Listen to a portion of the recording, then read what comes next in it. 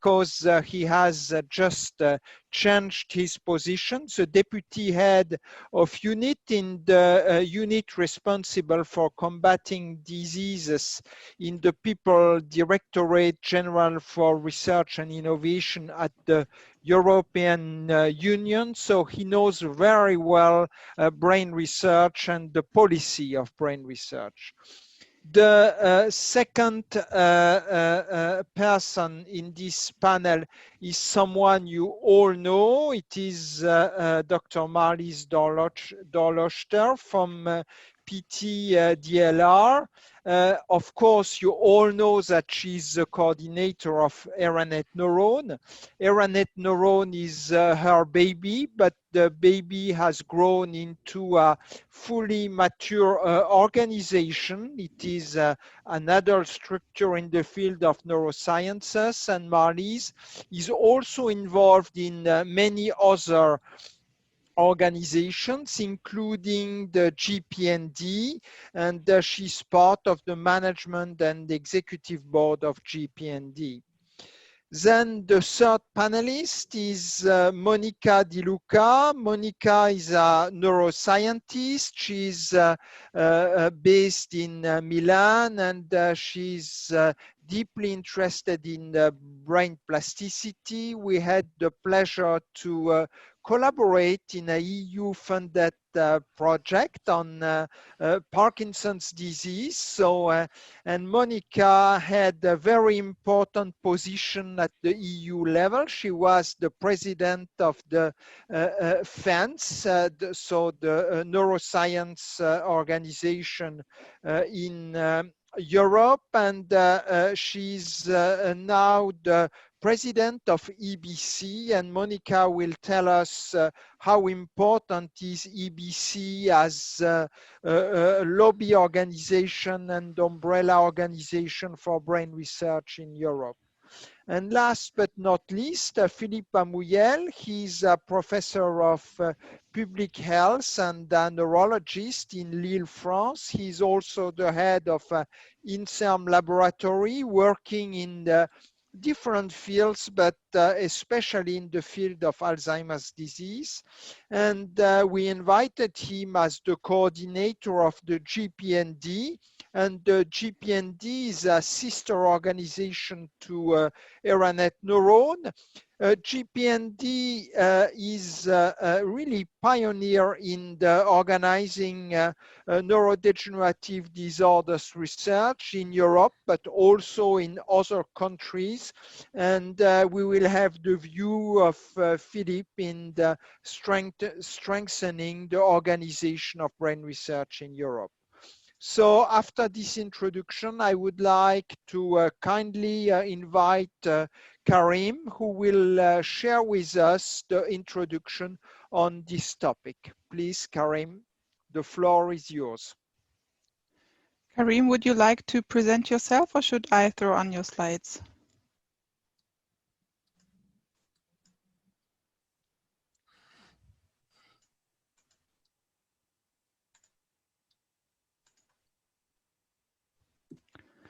So, Karim. Yeah. There you go. He's re-entering now. Sorry, we have a small distribution here, this disturbance. Karim, are you back online?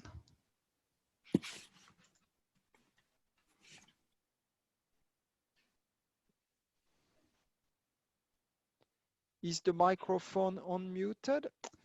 It is, as far as I can tell, it is unmuted. Karim, can you hear us? Yes, I can hear you now. Can you hear me? Perfect. We can hear you now. Perfect. As far as I'm concerned, I started with your slides. So if you want, you can either take over control or just say next slide and I'll change them for you.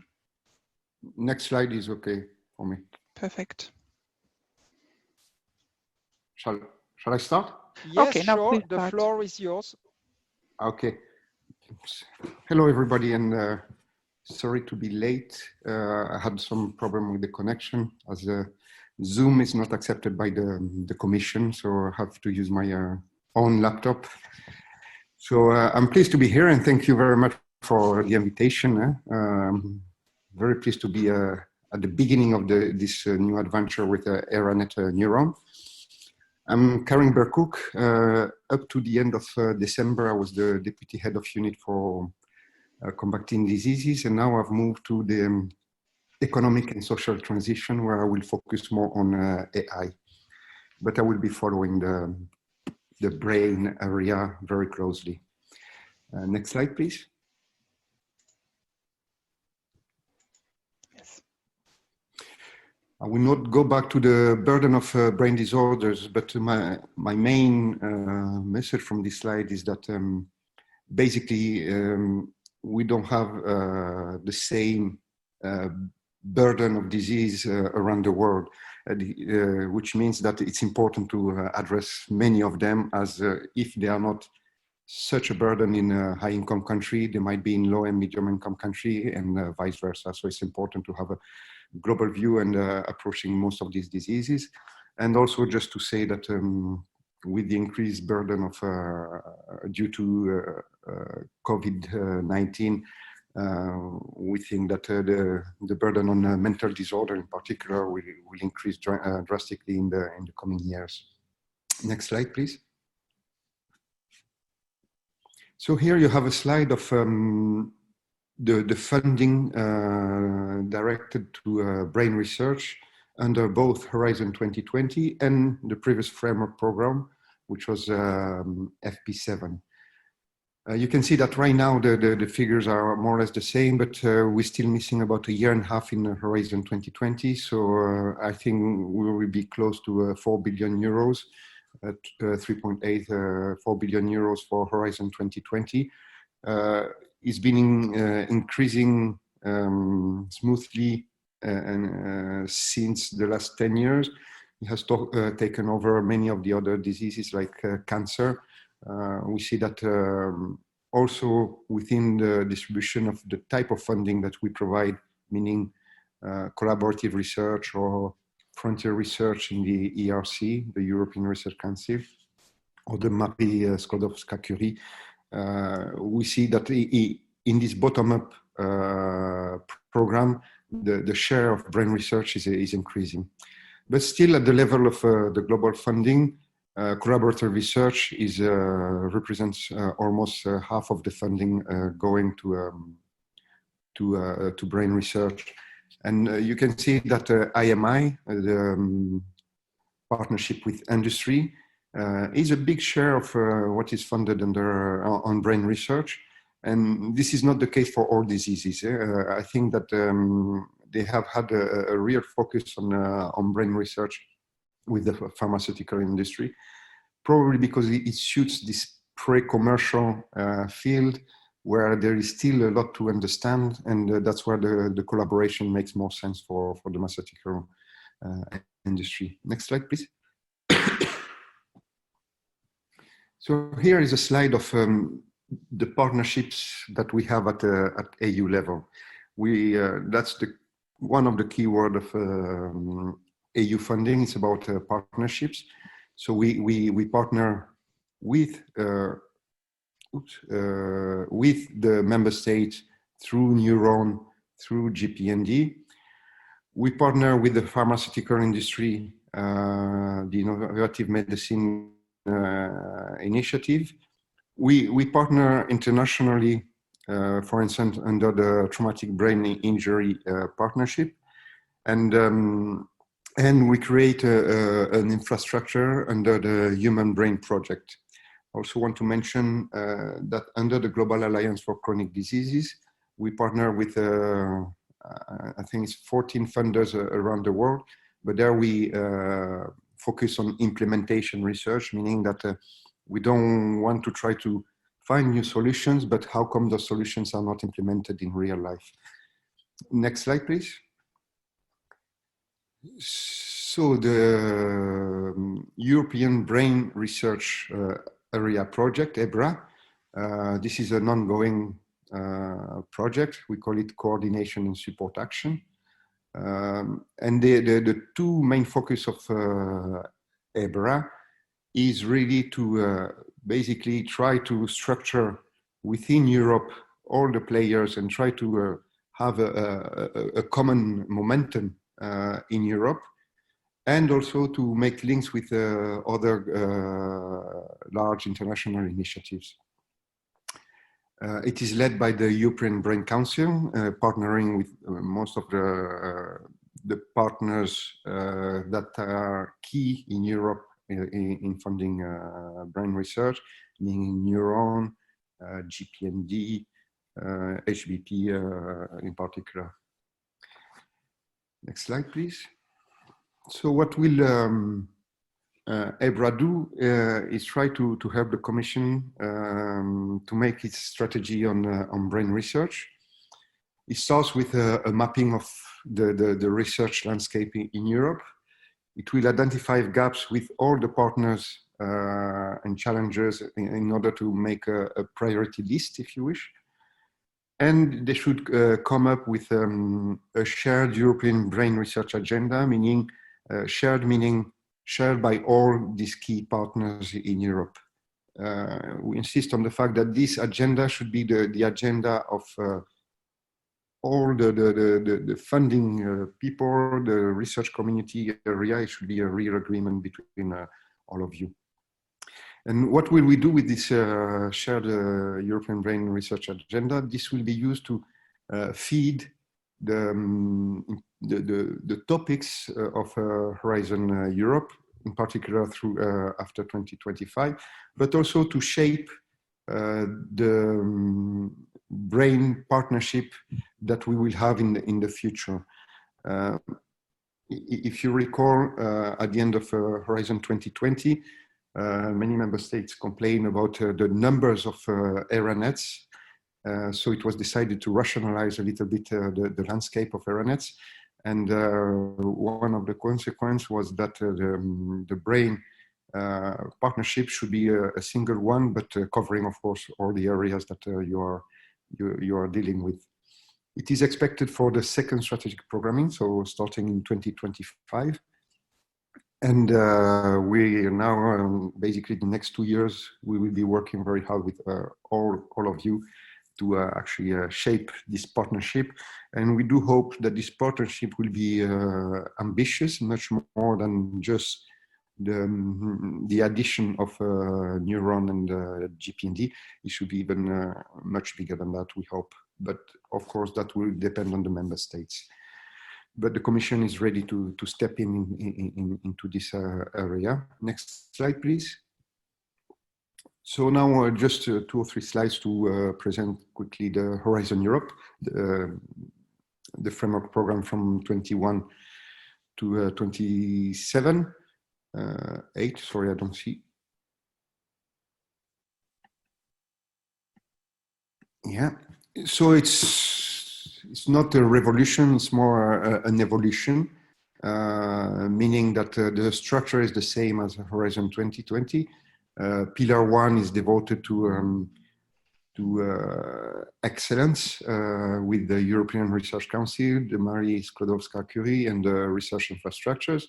The Pillar 2 is about global challenges, and that's where the health cluster is sitting.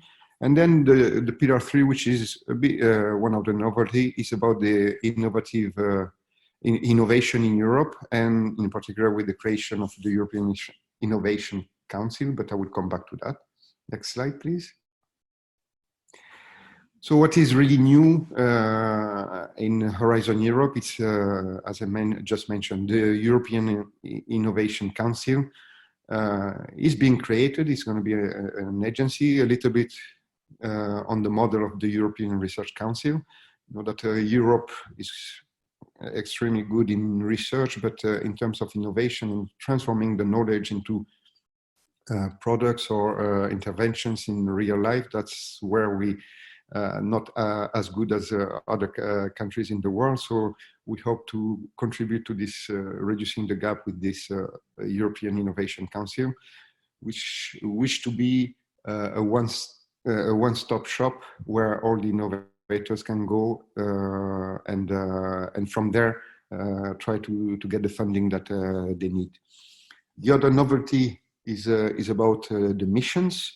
In the impact assessment of Horizon 2020, even though Horizon 2020 was evaluated as a successful program, it was detected that maybe impact could be emphasized more. And in order to have more impact, the idea of missions came about. And now we have 5 missions. And in the health area, the mission is on cancer. And they have just, 3 months ago, revealed the outline of the cancer mission.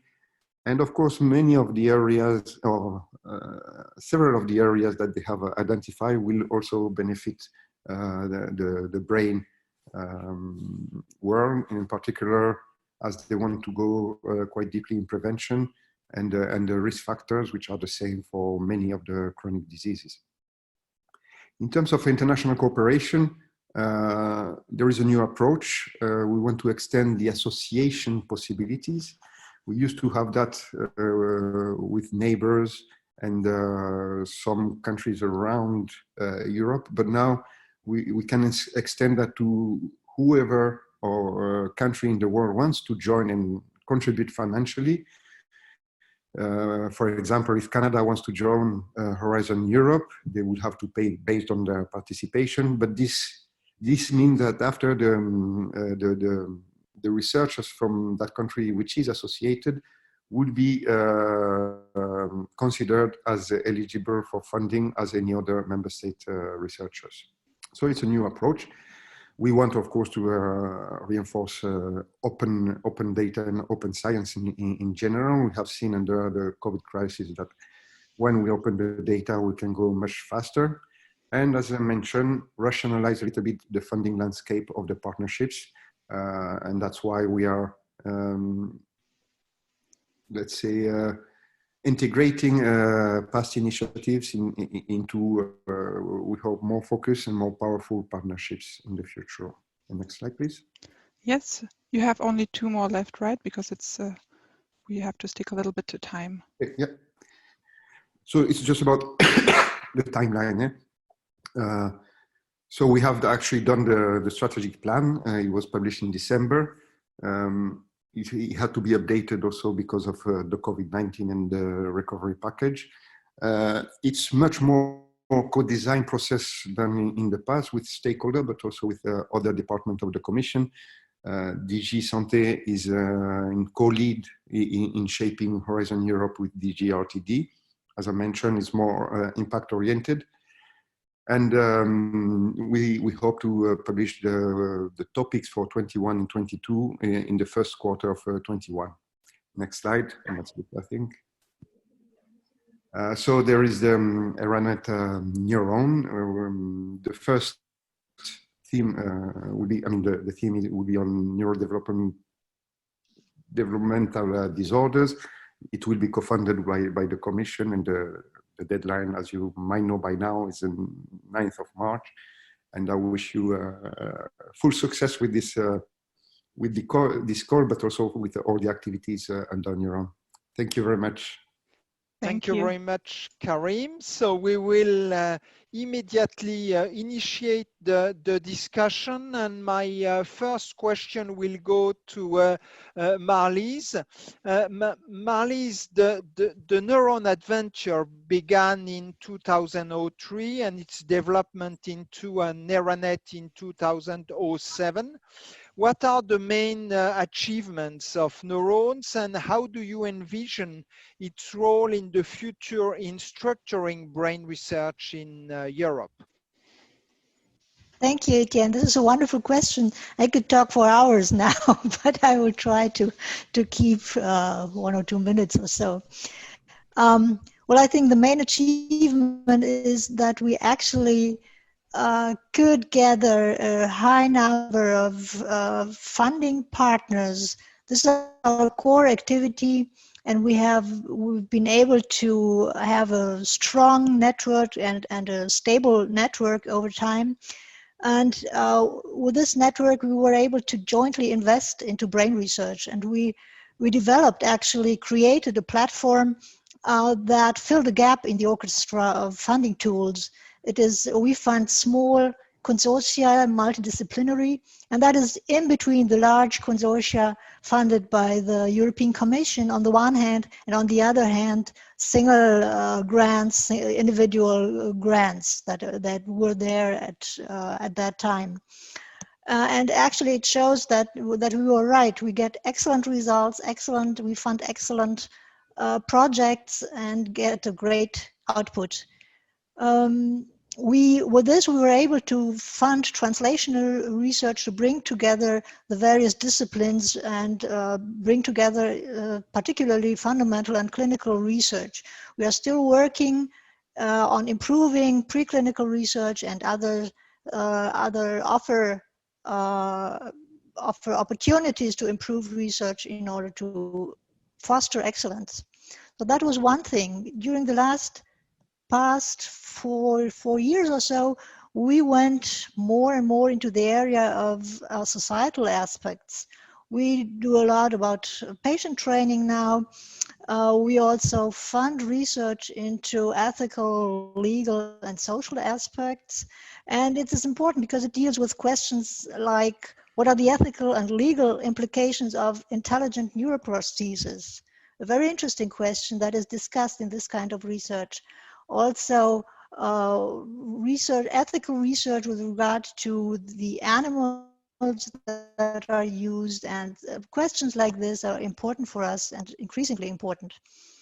Well, what your question, how the future will look like, we've heard all day today that integration of the various areas is so important, and that links need to be found between basic and neuroscience and clinical neuroscience, psychiatrists and neurologists, patients and society and researchers. So I think this is our future. We cannot do this ourselves because we are funders. We have our core competence, but we can collaborate with others and we can offer a platform to improve the situation and to integrate what needs to be integrated.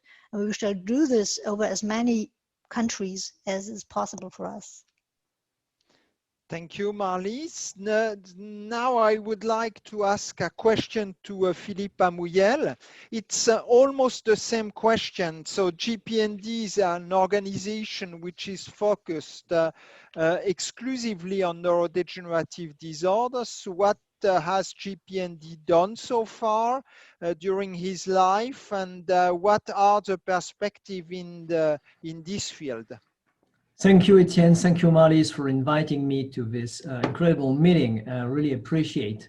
So just to give you an idea, JPND is really the first and largest global collaborative research initiative with 30 participating countries, which has been established initially to tackle the growing challenge posed by the increasing numbers and prevalence of neurodegenerative disease all over the world.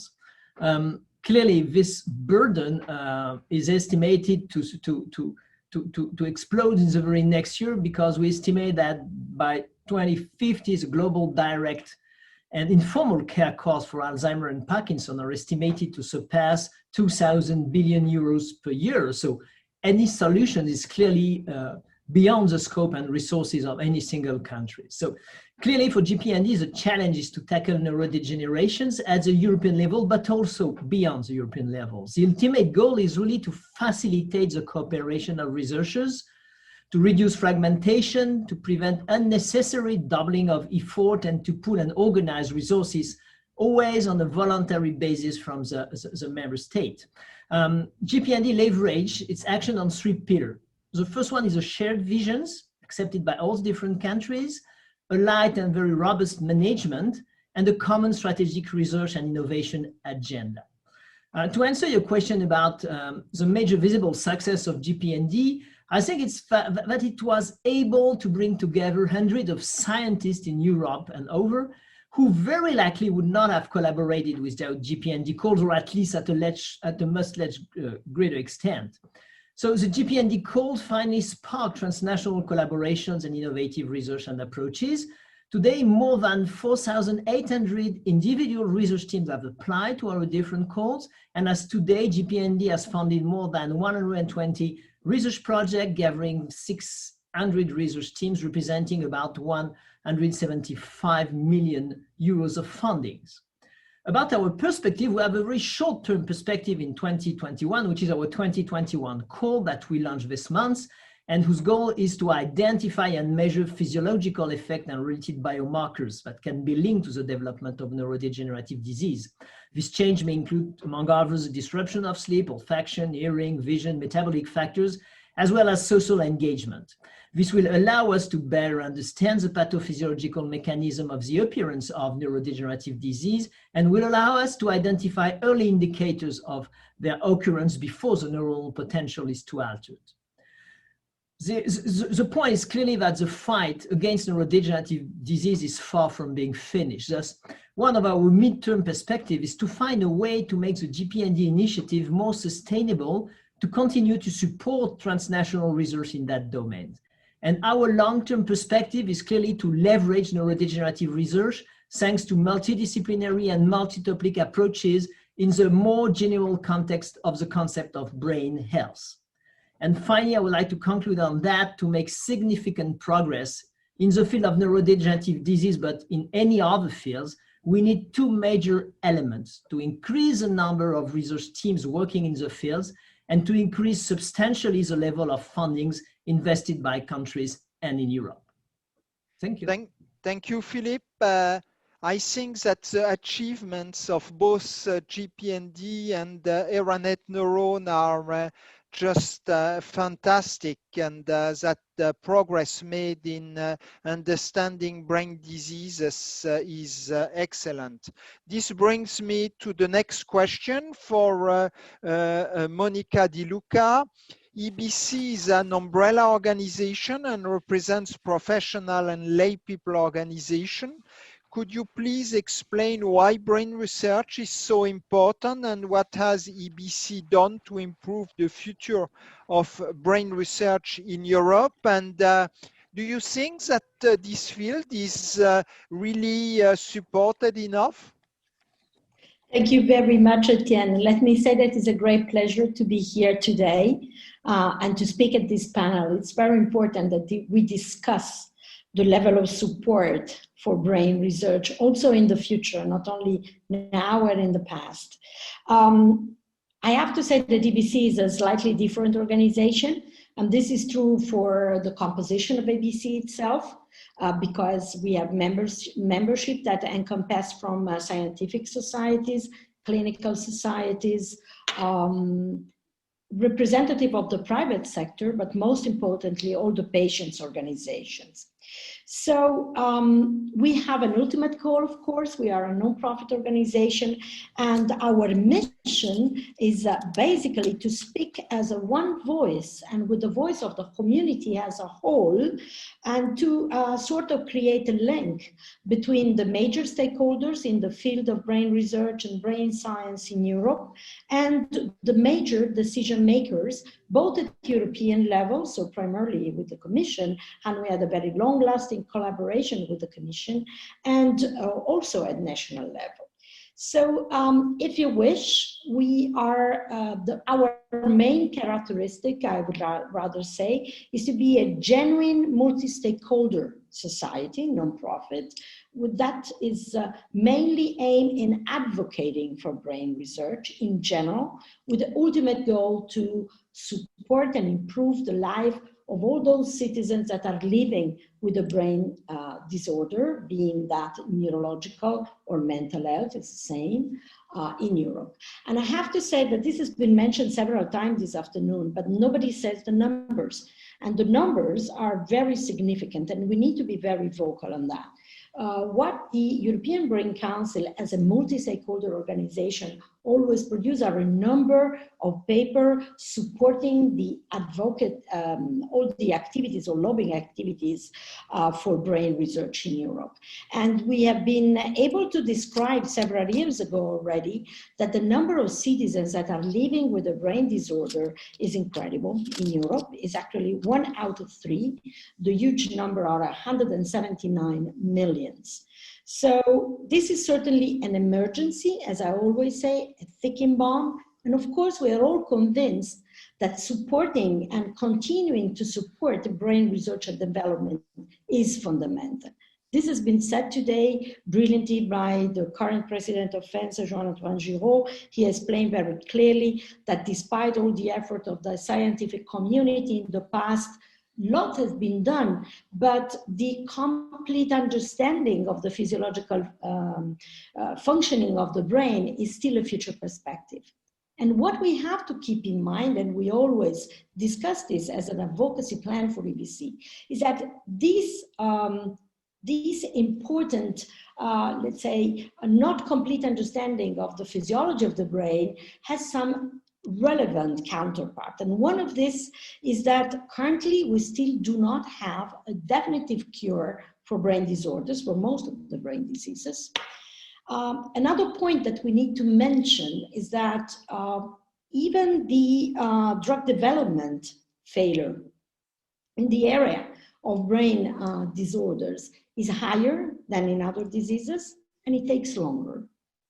So these are three fundamental pillars: the complete understanding of the brain, finding a cure, bringing together the major stakeholder and speak with one voice. We need to have a continuous support for brain research in Europe, and of course, I really believe globally. And of course, we know that the European Commission, and Karim was brilliantly elucidating this to all of us, had invested a lot in the past. In the 7th framework program, we have brain research as a priority. He showed us now that the funds allocated in Horizon 2020 for brain research is also comparable to FP7. We are now experiencing the passage between Horizon 2020 and Horizon Europe. We need to be vocal now as a whole community, and with a multi-stakeholder approach altogether, scientists, clinicians, and the society, and the professionals. And we need to be vocal because the support for brain research should not be interrupted. So we need a continuity in the support for brain research and adequate resources to push for brain research and to push for brain innovation in Europe. I think that we have a critical mass. What we need is an adequate level of resources. Thank you, Monica. And now that we have heard all the achievements of JPND, ERA-NET NEURON, and the words of Monica to support brain research, I would like to ask Karim, you represent the European Commission. You support financially ERA-NET NEURON, JPND, and Ebra.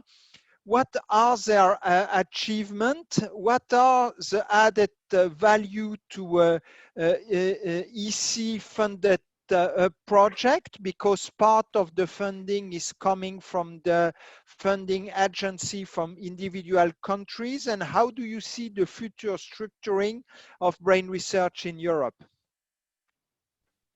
Thank you, Etienne. Well, I would just start by saying, in terms of funding research in general, the EU is %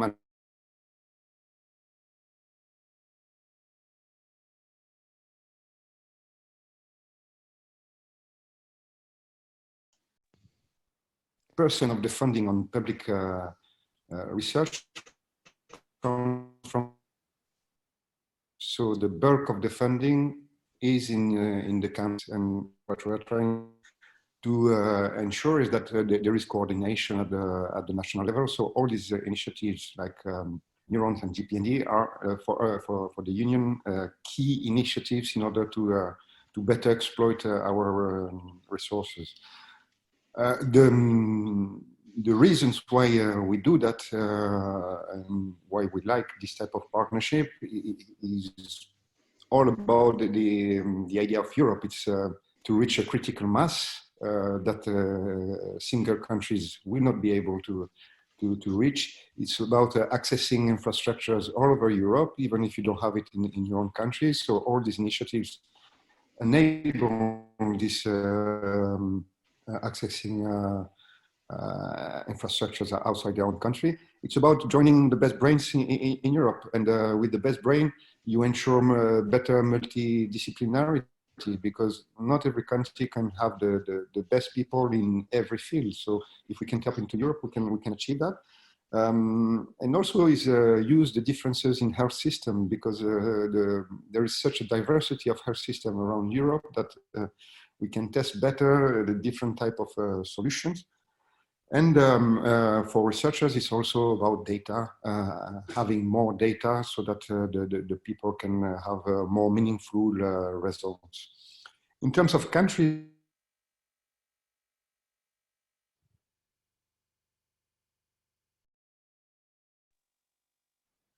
the connection is very bad with Karim. Sorry? The connection is very, very bad, so it's... Okay. So maybe if you could just conclude your statement, because we have difficulties hearing you. No, my statement would be then that for Europe, since most of the resources are in the member states, initiatives with the funders across Europe is crucial and will be even more crucial in the future. Thank you, Karim. Now I have questions, short questions, short answers to Marlies and Philippe. Each of your organization is covering one part of brain research. Could you please tell us what is unique in your organization and what are the commonalities, and how could you reinforce your relationships? So Marlies, perhaps, and then Philippe. Yeah, maybe I'll start because I'm on both organizations, and as you pointed out, Etienne, well, the first commonality is both organizations work on the brain, so that is very important. But there are also other common features. There's a large overlap of partners and individuals, even who work in both organizations. There's a lot of synergies. We've learned from each other while we were working in covering parallel domains. We've been talking a lot and we've learned from each other. Now both organizations have reached maturity. We have developed in parallel, but now we have clearly separated issues to work on. And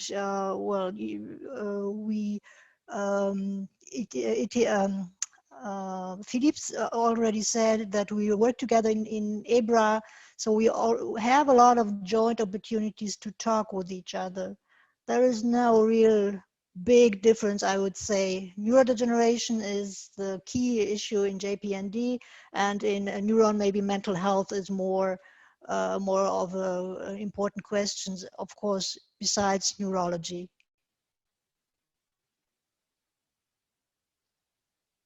Philippe, would you agree? Yes, just to complete what Marlies say, you know, we have learned to build trust between the two organizations.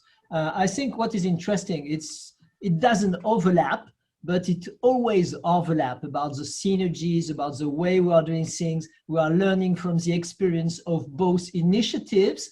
A lot of elements, in fact, are common. For instance, as you know, the management is distributed over different countries.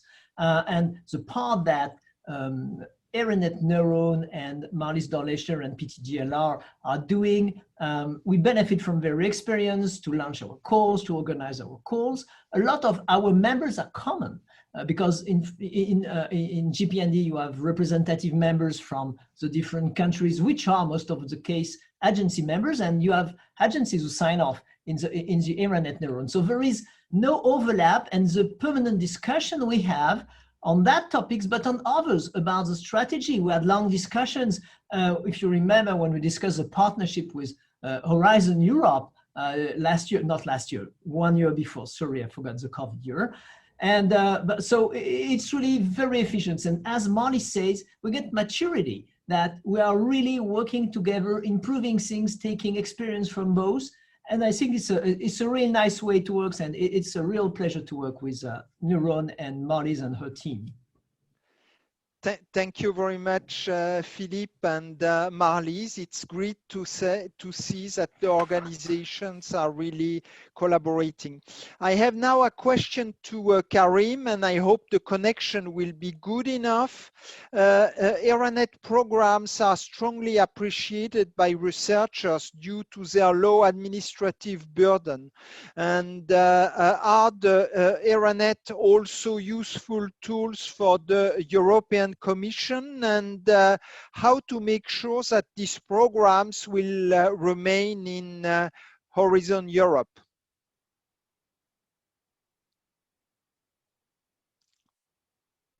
Yes, thank you. Can you hear me? Yes. I stopped the video. Maybe there is a better sound without the video. On the low administrative burden, maybe we should learn from you then, because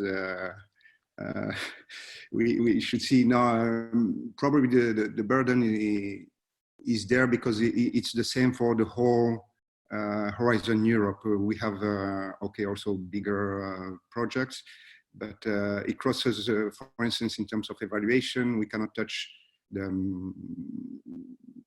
the criteria. They are common for everybody. But beyond that, yes, the ERA-NET, as I mentioned, in the future, there will be called a co-funding partnership, are extremely important, as I mentioned, and they are already into the Horizon Europe. So there is no question on whether they would continue. It's more how they would continue than whether they would continue. What we do hope is that we will step up in the future on brain research in general. I think the commitments from the member states, from what we have seen, is there. Even the commitment to increase their participation.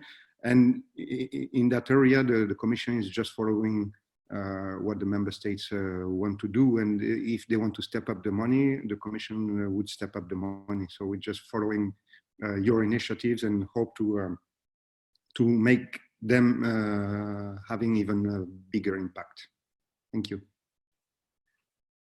Thank you, Karim. So now I would like to ask really a final question to each of our panelists. We heard from Monica that really brain diseases represent a major burden in our countries.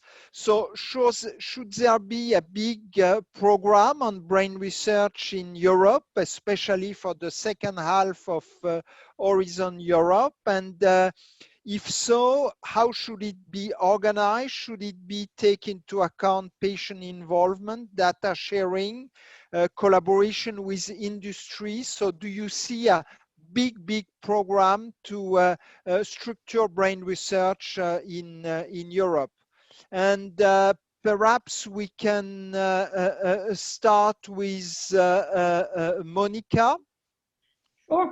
Thank you very much. This is a very important question. As I alluded to you before, brain health is a big challenge. And this is something we have to keep in mind. And to solve a big challenge, we have to stand all together. So I think that we need a greater collaboration and cooperation with member states, together with the European Commission, that should help in merging and financing this aspect, but also we need to work all together. As Marlies and Philippe already stated, they have been already starting to exchange, and we had a very good example of great collaboration between all the large initiatives that are funding brain research in Europe in Ebra, and this has been already illustrated by Karim Berkouk. I think this was a great example of working together, first of all, trying to learn more about the landscape. So what has been funded, what we need to avoid fragmentation, identify common priorities, and identifying clear gaps. This is the main endeavor that we should look for. And as I said, there is a big challenge, and without a major cooperation with all the major funding members, we will never get there. So we need to go for that. You're right. The Commission already announced it that this is going to be in the second half of the New Horizon Europe. What I'm insisting in say, we need an uninterrupted funding for brain research. Brain diseases, brain health cannot wait the second half. We need to continue. Thank you, Monica. An answer from Karim. So do you agree with what Monica said? Yes, indeed. And it's not that we will wait until 25 to fund brain research. There will be many topics in the meantime directly funded by the Commission to fund brain research. Wanted you to say it. Excuse me? I wanted you to say it, Karim. Yes. There will be areas like mental disorder, but also all the topics anyway are always open to all diseases. So most of the topics are open to brain research, but there might be some special focus on brain research only. No, for sure, we need a big program. And as I mentioned, I think at the Commission, we are ready for that. But we also need to link this program with other initiatives that are also done at the European level. What I mean is, for instance, the new IMI is a bit different than in the past. It's called Innovative Health Initiative, and it's not just with the pharmaceutical industry anymore. It's also with the medtech. It's also with the big data company in the field. So there are many things, new things that can be done that can enlarge the scope of the cooperation. Also on you mentioned, Etienne, the data sharing.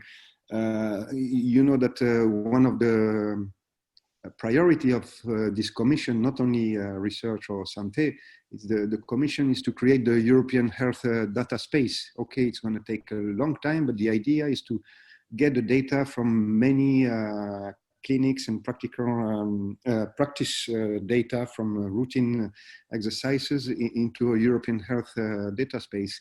This is a huge endeavor, but if it's successful, that would be extremely beneficial to brain research, and we should also work how to bridge those programs and use them so that brain research is easier and faster in the future. Thank you very much, Karim. And Philippe, your last comment, will you be part of the big program on brain research? Yes, that's totally obvious. You know, there is a big pressure actually to capitalize on the experience and the trust that have been built among the last 10 years between European countries and non-European countries through these different initiatives. I think really the time has come to a more ambitious program. And the idea is really to mobilize all the stakeholder resources. And particularly if we want to leverage that, we will need a commitment from all the member states at a very high level. That will be the only way to, as you remember, I said in my introduction that there is two conditions to have a successful research. It is researchers, but also a significantly amount of funding, which is very important.